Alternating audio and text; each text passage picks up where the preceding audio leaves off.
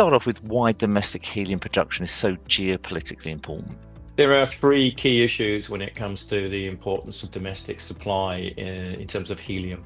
The first is very simply that it's been supply constrained for a number of periods over the last 10, 15 years. And it's actually meant that rationing of supply has occurred, which is unheard of in terms of mineral resources. So actually, particularly universities and other research institutes have found it very difficult to get supply, which is key to their research. So actually having your own supply and be able to guarantee that is important in itself. The second reason is that there is a over-reliance on very few sources of supply. So as it stands today, Qatar is very important to supply, and indeed to a lesser extent, Russia has been an important source of supply. And obviously there have been issues with both of those in recent times. And even with the very simple issue of doing regular maintenance on projects means that they cut off supply, and it's caused significant disruption. Finally, in itself, geopolitics has come into play, and those tensions in geopolitics have caused significant problems in supply. So obviously Russia, in terms of sanctions being imposed on Russia, has been one issue, but a bigger issue is actually the supply chain from Qatar, as there have been significant disruption to transportation in the Middle East, forcing the rerouting of product, and helium is a relatively fragile product in terms of loss of supply. So the longer it is in transportation, the more product you lose, which can be very significant in itself. So all three of those issues just illustrate the need to having your own domestic supply if you need helium in your supply chain. What impact does a stable helium supply have on US power and influence? Helium is critical to several areas of cutting technology today in the US. First and foremost, we can highlight semiconductors. So the use of helium in semiconductor production is critical. The US CHIPS Act actually foresees a significant growth in the supply of chips in the US market. I think they're looking at an increase in supply that would mean by 2035 it would require a quadrupling of the use of helium in semiconductor production in the US alone.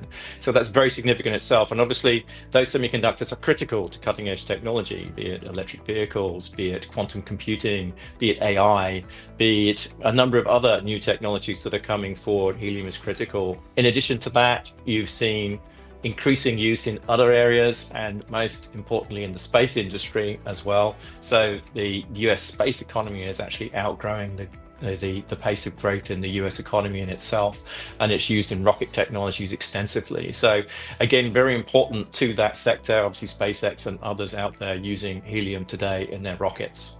And a other significant area which is now growing is actually in the use of new reactors. So we're talking about new nuclear reactors, the famous modular reactors that are being looked at, and micro reactors that are being looked at today use a lot more helium than conventional technologies did.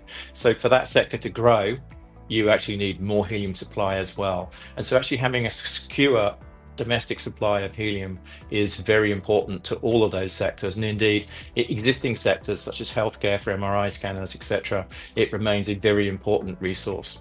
So how will Pulsar contribute to the US helium resource and independence? Our Topaz project in Minnesota has recorded very high concentrations of helium, and I think it's a standout project in that respect in North America today.